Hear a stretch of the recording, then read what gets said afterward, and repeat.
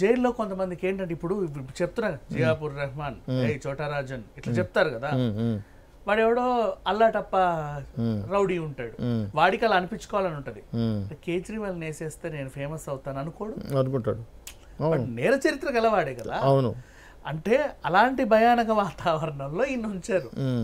క్షణక్షణం భయపడి చావాలి. పైగా ఒక 13 కెమెరాలు పెట్టంట, కెమెరాలు పెట్టి 13 అధికారులు అదే పనిగా నాన్ స్టాప్ గా 13 కెమెరాలు 13 అధికారులు నాన్ స్టాప్ గా పర్యవేక్షించే వాళ్ళు అనమాట. ఇటు తిరిగాడు లేదు అటు తిరిగాడు తల ఉంచాడు తలెత్తాడు అంటే ప్రతిదీ A to Z. ఈ సందర్భం వచ్చింది కాబట్టి జైలు గురించి, జైల్లో రకరకాల మనుషులు ఉంటారు అనే సందర్భం వచ్చింది కాబట్టి మిమ్మల్ని అడుగుతున్నా, మీకు ఏమైనా అవగాహన ఉంటే చెప్పండి. ముద్దు శ్రీను జైల్లో జరిగినటువంటి మర్డర్ గురించి మీకేమైనా అవగాహన ఉందా? ఆ మర్డర్ గురించే మాట్లాడదాం ఇప్పుడు. అది చెంచల్ కూడా దీన్ని వదిలేద్దాం. తీహార్ జైల్లో ఇతను ఉంచింది 2 నెంబర్ బరాక్. ఆ 2 నెంబర్ బరాక్ లోనే గతంలో 2021లో ఒక వ్యాపారి మర్డర్ జరిగింది. వ్యాపారి మర్డర్ అక్కడే జరిగింది. ఎక్కడైతే కేజ్రీవాల్ సెల్ ఉందో సమీపంలో అక్కడే ఒక మర్డర్ జరిగింది. ఆ బరాక్ లోనే గొడవలు ఇట్లాంటివన్నీ ఎక్కువ ఉంటాయి కాబట్టి ఎక్కువ ఫోకస్ చేసేటువంటి బరాక్. అంటే అందరు ఉగ్రవాదులు తీవ్రవాదులు మహామహులు ఉన్నారు దాంట్లో. అంటే అసలు వీడిని 24 గంటలు సంఖ్యలు వేయాలి. ఒక్కసారి సంఖ్యలు ఇప్పినా ఎక్కడ ఎవడు పీక పట్టుకుంటాడో తెలియదు.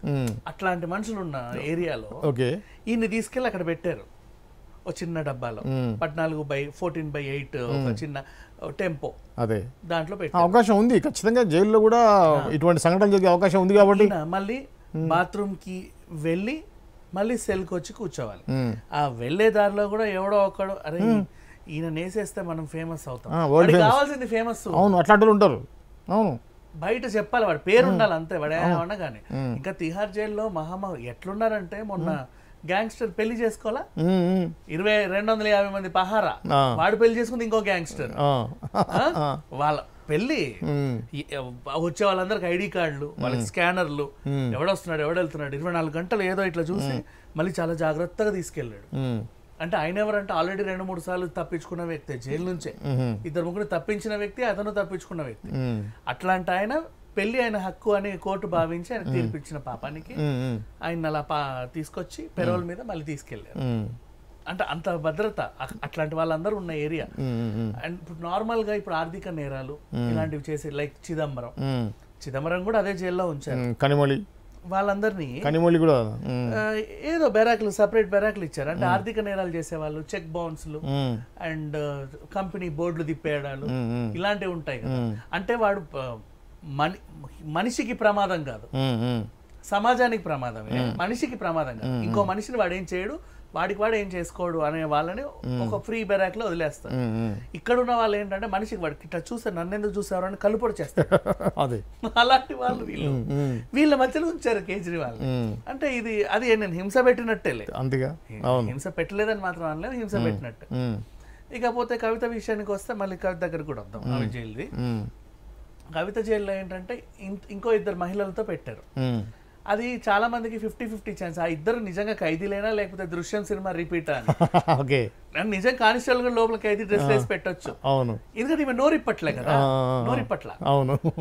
చెప్పక్క ఏమైందని అడిగితే మొత్తం ఆయనే చేశాడే అని చెప్పేసింది అనుకో, అయిపోతుంది. సో ఆమె కూడా చాలా తెలివిగా ఎవరితో మాట్లాడకుండా జపం చేస్తుంది. సరే కూల్, పక్కన 2 మహిళలతో కూడా మాట్లాడట్లా. అంటే అప్పుడు మాట్లాడలేదు, మరి ఇప్పుడు 2 నెలలు అయింది, వాళ్ళు ఎంత ఫ్రెండ్స్ అయ్యారో మనకు తెలియదు. వదిలేస్తే ఈయన కేజ్రీవాల్ ఇప్పుడు మన టాపిక్ ఈయన కాబట్టి ఆయన మాట్లాడుకుంటూ చెప్పాడు, ఇంకా టైంకి మందులు ఇచ్చే వాళ్ళు కాదన్నారు. మనకు వచ్చిన ఒక రాంగ్ ఇన్ఫర్మేషన్, ఆయనే కావాలని ఆరోగ్యం చెడగొట్టుకుంటున్నాడు అని. అండ్ ఇకపోతే ఇక సైంటిఫికల్ గా మాట్లాడాలనుకుంటే షుగర్ స్థాయిలని మామిడి పండు ఏమంత ప్రభావితం చేయదు. బేసికలీ అది ఉన్నది ఒక అపోహ మాత్రమే. ఆలుగడ్డ ప్రభావితం చేస్తుంది కానీ ఇదేం చేయదు. సో ఇన్ కేస్ జైల్లో ఆయనకి ఆలు కూర్మా, ఆలు వంకాయ లాంటివి ఏమైనా పెడితే అవి తినకుండా ఉంటే హీ ఈజ్ ఫైన్.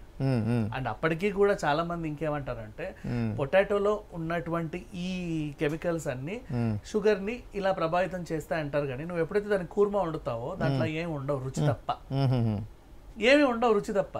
నీకు కావాల్సిన ఇవన్నీ రావు.